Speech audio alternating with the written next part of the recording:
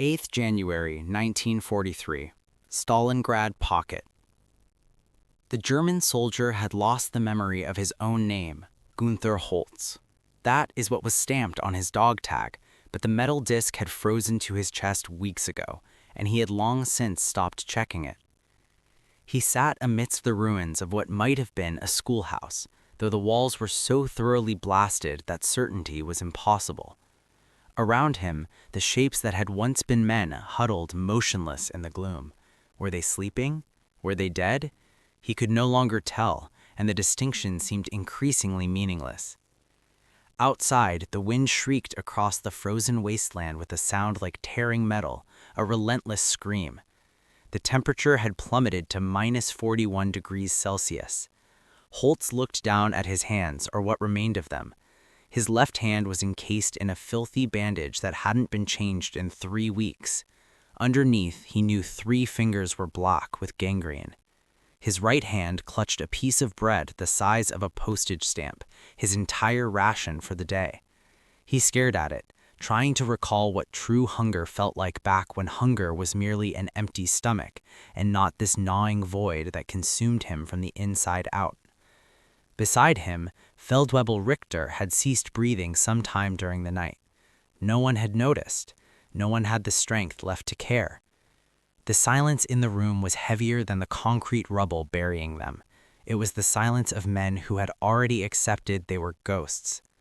Above them, somewhere in the block sky, artillery shells screamed overhead. Soviet shells, always Soviet shells, a mechanical heartbeat that never stopped. Holtz closed his eyes and tried to remember Germany. Green fields, his mother's kitchen, the warm smell of bread baking. But those memories were fading, dissolving like frost in sunlight. There was only cold now, only hunger, only the absolute certainty that he would die in this frozen hell and no one would ever know his name. Before we continue, please subscribe to this channel and let us know where you're listening in the comments. The German Wehrmacht that marched towards Stalingrad in the summer of 1942 was the most powerful military force on Earth. Over 270,000 soldiers of the Sixth Army, veterans who had conquered Poland in weeks, France in months, and driven deep into the Soviet Union with the confidence of an unstoppable machine. They were led by General Friedrich Paulus, a meticulous staff officer who had helped plan Germany's greatest victories. They were equipped with Panzer III and IV tanks, thousands of artillery pieces, mechanized infantry mounted in half-tracks, and the full support of the Luftwaffe's most experienced bomber squadrons. Their mission was clear: capture Stalingrad, the industrial city sprawling along the Volga River, then drive south to seize the oil fields of the Caucasus.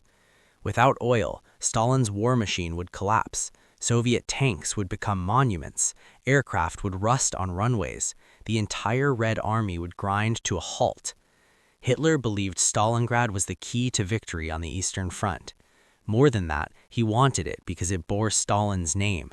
Taking it would be both a strategic triumph and a symbolic humiliation of his ideological enemy. The German Wehrmacht that marched towards Stalingrad in the summer of 1942 wrote confident letters home. They sang marching songs. They spoke of being home for Christmas, of victory parades and medals and promotions. One lance corporal from Leipzig wrote to his fiancée, "The Russians are finished. We will take Stalingrad in 2 weeks, maybe 3. Save your wedding dress. I will be home by October." He would never see home again.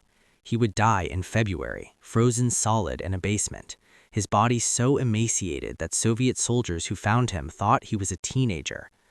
None of them, not the soldiers, not their officers, not even the generals in Berlin, understood that they were marching toward the largest tomb in military history. They were about to enter a nightmare from which only 6,000 of them would ever emerge alive. The offensive began with fire from the sky. On 23 August 1942, over 600 Luftwaffe aircraft attacked Stalingrad in the most concentrated bombing raid of the Eastern Front. Junkers UU-87 Stuka dive bombers screamed down with their signature sirens wailing. Henkel He 111 medium bombers flew in perfect formation, their bomb bays opening to release tons of high explosive and incendiary ordnance. Dornier Do-17s followed in wave after wave, dropping their payloads on a city built largely of wood. The result was apocalyptic. Within hours, Stalingrad was consumed by firestorms that reached temperatures exceeding 1,000 degrees Celsius. Entire neighborhoods vanished in walls of flame. The Volga River itself appeared to burn as ruptured oil storage tanks spilled their contents into the water. Civilians who sought shelter in cellars suffocated as firestorms consumed all available oxygen. Others were incinerated where they stood. In a single afternoon, approximately 40,000 civilians died. When night fell, the flames were visible from 70 kilometers away, a hellish glow that turned night into day. Survivors emerged from shelters to find their world transformed into a landscape of ash and rubble. Buildings had collapsed into skeletal frameworks of twisted steel and broken concrete. Bodies lay in the streets, burned beyond recognition. The air was thick with smoke and the smell of burning flesh. But despite the devastation, despite the horror, the city did not surrender. Stalin had issued Order Number 227 on 28 July 1942, not one step back. The decree was absolute. Retreat without orders meant execution. Officers who withdrew would face firing squads. Soldiers who fled would be shot by NKVD blocking detachments positioned behind Soviet lines. There was no retreat. There was only victory or death. The German Wehrmacht that marched towards Stalingrad in the summer of 1942 crossed the Don River and pushed toward the burning city. The 14th and 24th Panzer Divisions led the assault, their tanks crushing Soviet defensive positions on the city's outskirts. Infantry followed in trucks and on foot, confident that the broken, demoralized enemy would collapse within days. They expected to fight through scattered resistance and plant the swastika flag on the banks of the Volga before September ended. Instead, they encountered something unexpected, a city that refused to die, and defenders who fought with the desperation of men who knew they had nowhere to retreat. General Vasily Choykov took command of the Soviet 62nd Army defending Stalingrad on 12 September 1942, when German forces had already reached the city's center. Choykov was a short, stocky veteran with a face like carved granite and a temper that terrified his subordinates. He had survived the Russian Civil War, Stalin's purges, and brutal campaigns in Finland. He understood immediately that conventional defensive tactics would fail. The Germans excelled at combined arms warfare using tanks, artillery, and air power in coordinated assaults that shattered defensive lines. In open terrain, the Wehrmacht was unbeatable. But Stalingrad offered no open terrain. The Luftwaffe bombing had transformed it into a maze of rubble, collapsed buildings, and twisted infrastructure. Choykov recognized that this hellscape was his advantage. He issued a brutally simple directive to his troops: hug the Germans. Soviet soldiers were ordered to stay within grenade-throwing distance of German positions at all times, close enough that German artillery couldn't fire without hitting their own men, close enough that Luftwaffe bombers couldn't distinguish friend from foe. Every building became a fortress, every pile of rubble became a defensive position, every basement became a bunker. The city would be defended block by block, house by house, room by room. The fighting that followed was unlike anything the Wehrmacht had experienced in the war. In Poland, battles lasted days, in France, weeks at most. In Stalingrad, battles lasted months for single buildings. The combat was savage, personal, and utterly merciless. The Germans called it Rottenkrieg, or Rot War. It wasn't just fighting in buildings, it was fighting in the sewers. Beneath the frozen streets, men hunted each other in the pitch-black tunnels of the city's drainage system, the stench of waste mixed with death. A soldier could survive the surface shelling only to be knifed in the dark dampness below. It was a primal, claustrophobic nightmare where technology meant nothing and animal instinct meant everything. The grain elevator became a legend. This massive concrete structure near the Volga was defended by a small Soviet garrison, fewer than 50 men, against repeated German assaults supported by tanks, artillery, and flamethrowers. For 5 days, from 17th to 22nd September, the defenders held. German infantry attacked wave after wave, throwing grenades through windows, firing machine guns through doors, using flamethrowers to burn out defenders room by room. When German forces finally broke through on the 6th day, they found the garrison had been annihilated. Bodies were piled in stairwells, the floors were ankle-deep in spent shell casings, blood covered the walls. The Germans had lost over 100 men to capture one building. Pavlov's house became another symbol of impossible resistance. On 27 September, Sergeant Yakov Pavlov led a platoon across an exposed square and captured a 4-story apartment building. What followed was a 58-day siege that captured the imagination of the Soviet propaganda machine. Pavlov's men, Russians, Ukrainians, Kazakhs, Uzbeks, and Georgians representing the multinational Soviet state, fortified the building with mines, barbed wire, and machine gun nests at every window. They knocked holes through internal walls to move between rooms without exposing themselves to sniper fire. They dug a communication trench to the Volga for supplies. German forces attacked daily. Infantry assaults, tank-supported attacks, artillery bombardments that lasted hours and reduced surrounding buildings to rubble. They never took Pavlov's house. Soviet propaganda claims that more Germans died attacking that single building than died taking Paris. While exaggerated, the claim contained a kernel of truth. In Stalingrad's close-quarters combat, defenders with determination could hold against overwhelming numbers. One German infantryman, a schoolteacher from Munich, wrote in his diary in mid-October, "We have been fighting for 15 days for a single house. The front is a corridor between burned-out rooms. It is the ceiling between 2 floors. We attack with grenades, machine guns, and bayonets. From story to story, we bombard each other in smoke and dust. We can hear the enemy breathing. We can smell them. We fight for a single room for 3 days, then realize they are still in the cellar below us. This is not war. This is annihilation." By late October, the Germans had captured most of Stalingrad's ruins and pushed Chuikov's 62nd Army into a narrow strip of rubble along the Volga, sometimes no more than a few hundred meters wide. But they couldn't deliver the final blow. Every attack gained meters at enormous cost. German casualties mounted into tens of thousands. Elite divisions were ground down to shadows of their former strength. Soviet losses were even high. The next day, 20th November, the nightmare repeated in the south. Another massive barrage pulverized Romanian positions south of Stalingrad. More Soviet tanks broke through. German reserves rushed to plug gaps, but panzer divisions that should have maneuvered at 40 kilometers per hour crawled on fumes. Fuel had been prioritized for units fighting in Stalingrad itself. On 23 November at Kalach, 40 kilometers west of Stalingrad, the pincers closed. Soviet forces from north and south met and linked up. The trap snapped shut. The entire German 6th Army, over 290,000 men, was encircled inside the pocket.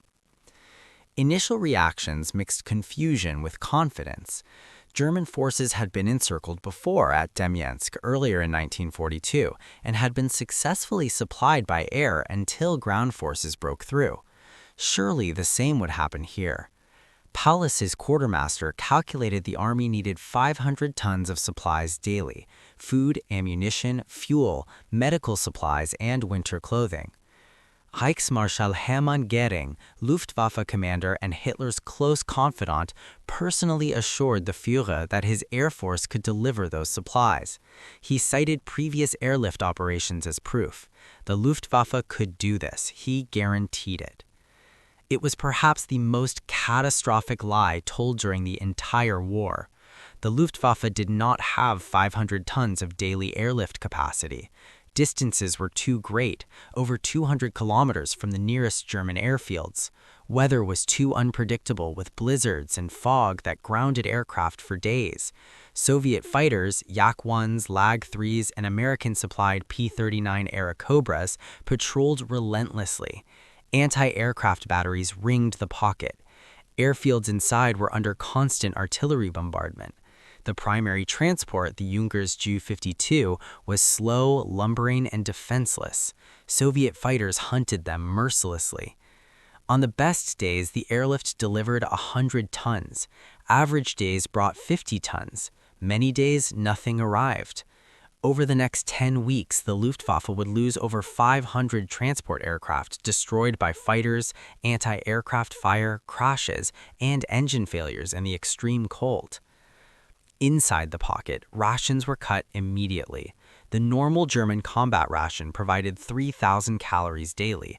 Within days of encirclement, soldiers received 300 grams of bread, smaller than a fist, then 200 grams. By December, 100 grams, the size of a playing card. Meat disappeared. Vegetables became memories. Horses were slaughtered systematically. Over 30,000 animals were butchered for food. Soldiers ate horse meat boiled into thin stew. When the horses were gone, they ate anything organic. Leather belts were boiled. Soldiers chewed frozen grass. They scraped frost from walls because water supplies had frozen solid. Starvation set in with terrifying speed. Bodies designed to operate on 3,000 calories during combat received perhaps. The irony of the season was crushing. As they read letters about roasting geese and warm hearths in Berlin or Hamburg, the ink on the pages seemed to mock them. Some soldiers held these letters against their chests as they froze, using the paper as a final, futile layer of insulation against the sub-zero wind.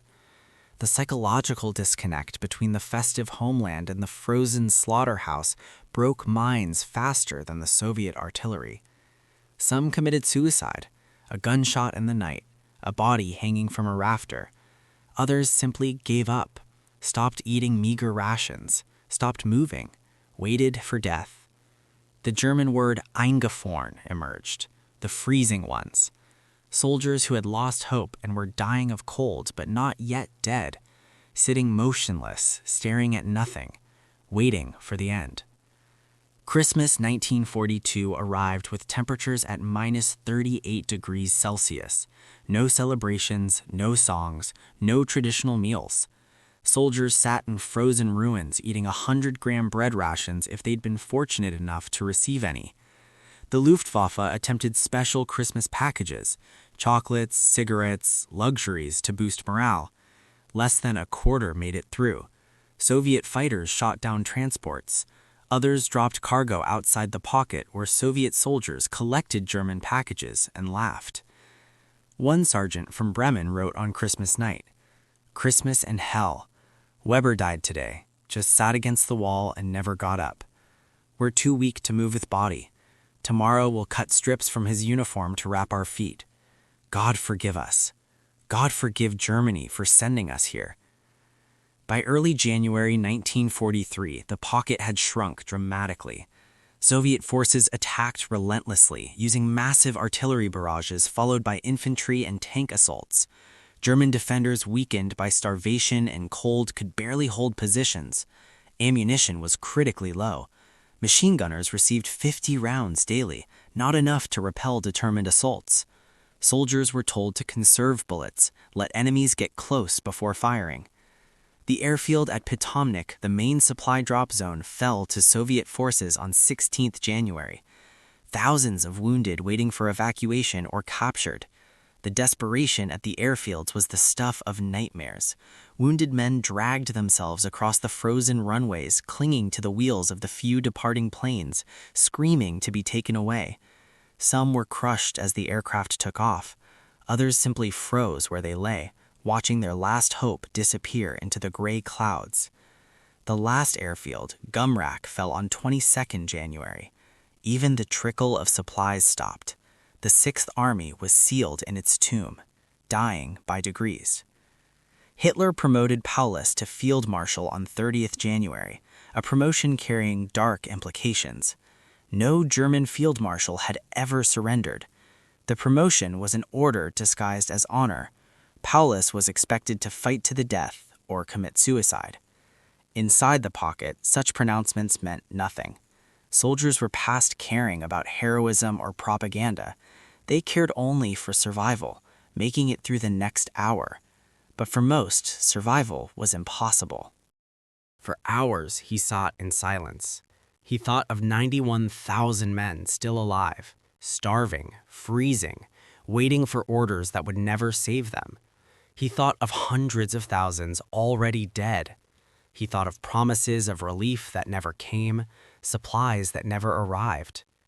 At 7:35 a.m. on 2nd February 1943, Paulus surrendered. The southern pocket laid down weapons. 2 days later, the northern pocket surrendered.